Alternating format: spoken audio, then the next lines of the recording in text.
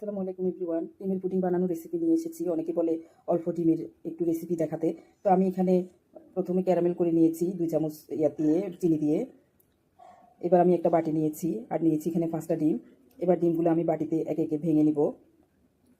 তো সবগুলো ডিম আমি এভাবে ভেঙে নিয়েছি। এবার চিনি দিয়ে দিচ্ছি, এখানে 1 কাপ থেকে একটু কম দিয়েছি, যে যা স্বাদ মতো দিবেন। এবার আমি একটা হুইপস দিয়ে নেড়ে চেড়ে নিচ্ছি। আর এদিকে নিয়েছি 1 কাপ দুধ, একদম ঘন করে জাল করে নিয়েছি। তো দুধ মিশিয়ে নিচ্ছি। দুধ মেশানো হয়ে গিয়েছে। এবার আমি ক্যারামেল করা বাটিটাতে দিয়ে দিচ্ছি। একদম খুব অল্প সময়ে পুডিংটা বানানো যায় শর্টকাট করে।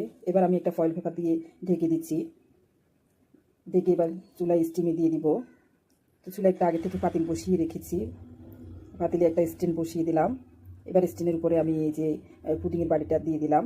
এবার ঢাকনা দিয়ে ঠিক 25 মিনিট স্টিম করব। বাস 25 মিনিটের মতো হয়ে গিয়েছে। এবার আমি ঢাকনাটা উঠিয়ে দেখাচ্ছি। পুডিংটা হয়ে গিয়েছে, খুব সুন্দরভাবে পুডিংটা হয়েছে। এবার আমি একটা কাঠি দিয়ে চেক করে দেখি। এবার আমি কেটে নিচ্ছি। খুব সফট হয়েছে পুডিংটা। তো আমার ভিডিওটা ভালো লাগলে একটা লাইক দিয়ে যাবেন। দেখলেন তো কত সহজ করে আমি পুডিংটা বানিয়ে নিলাম। আজকে এই পর্যন্ত।